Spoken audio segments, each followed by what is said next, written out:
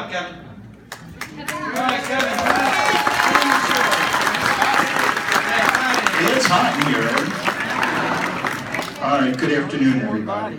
Hey, good afternoon. I've shared my brief story already with Paul Ryan, Mitch McConnell, and with Governor Hogan a couple of times, so I'll share the brief story with you. When the Affordable Care Act became law, I was unemployed and uninsured. You can't afford COBRA without a regular paycheck. Right. So when the law was passed, I signed up for the Affordable Care Act online, and despite all the grief it got in the press, it was pretty simple because I used a navigator that helped me. And it took about a half hour online, and about 10 days later my card showed up to show that I had coverage. So anyway, not long after I signed up, I was involved in a hit-and-run car accident, and side effects from the meds that I was given caused me to need to be in the hospital for a week. And shortly after that, the following month, I was diagnosed with multiple myeloma, which is a blood cancer.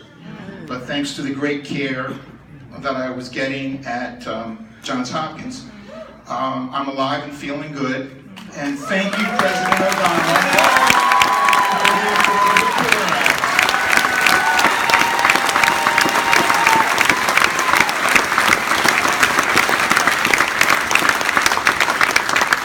Some in Washington want to dismantle the Affordable Care Act, and my response is, taking away medical coverage for 22 million people is no way to make America great again. And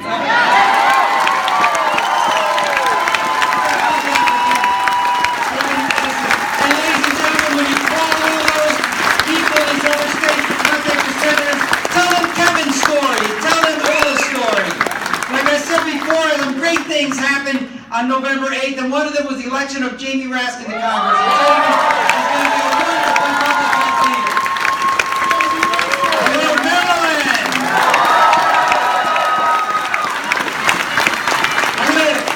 I want to tell my medical story, if that's all right.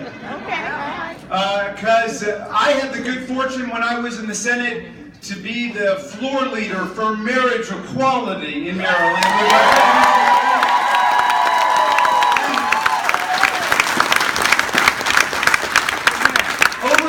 That process, I wasn't feeling so good, and I went to the doctor, and I would learn over the next few months the difference between misfortune and injustice.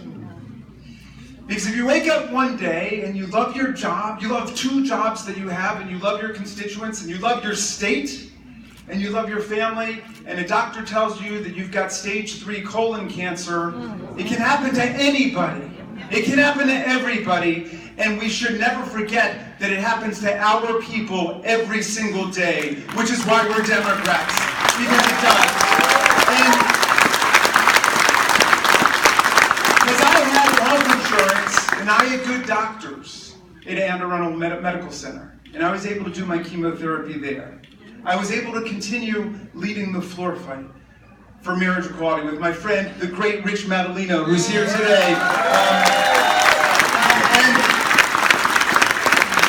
And when it was all over, Maryland extended equal civil rights to hundreds of thousands of our people in this area. And when it was over, when you're floor leader, you get to make a little speech. And I got up and I said that in this process, I did learn the difference between misfortune and injustice. Because if you wake up and the doctor tells you that you've got the diagnosis, this or any number of other diagnoses, it can happen to anybody. It is a misfortune. It's part of life.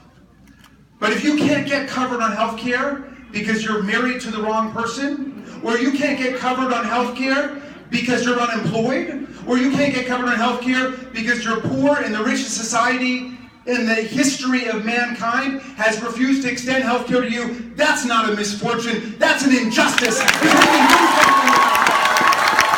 And we did do something about that in Maryland that day. Now, my friends,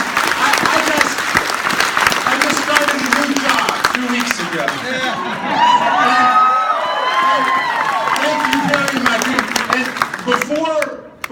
got a computer, before I got my voting card, I went downstairs in the basement of the Longridge building and I signed up for health insurance. For health insurance.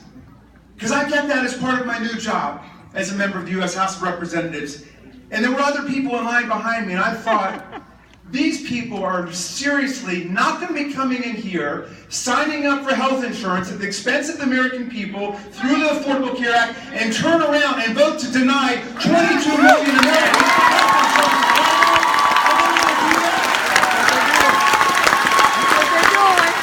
And you know what? I get to the House floor, and what do I learn? They want to voucherize Medicare.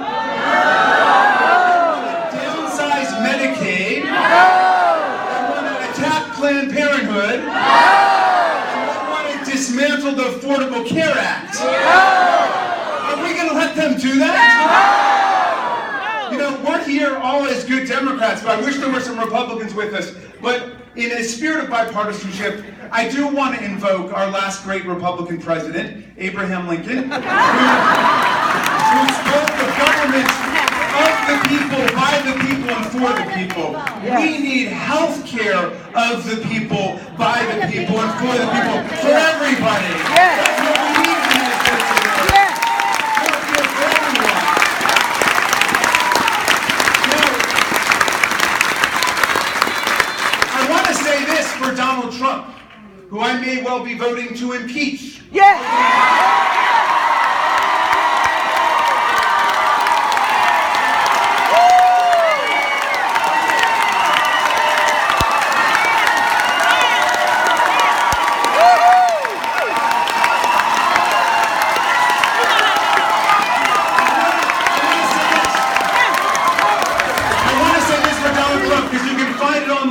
He has said several times in questions about health care that we need health care for everybody.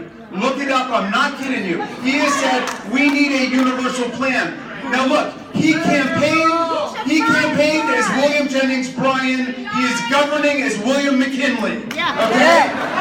He has turned his administration over to the most right-wing elements of the country. Yes. And so he's opened the door, and they're coming in, and they want to dismantle our whole healthcare system. But you know what? They must not know who we are.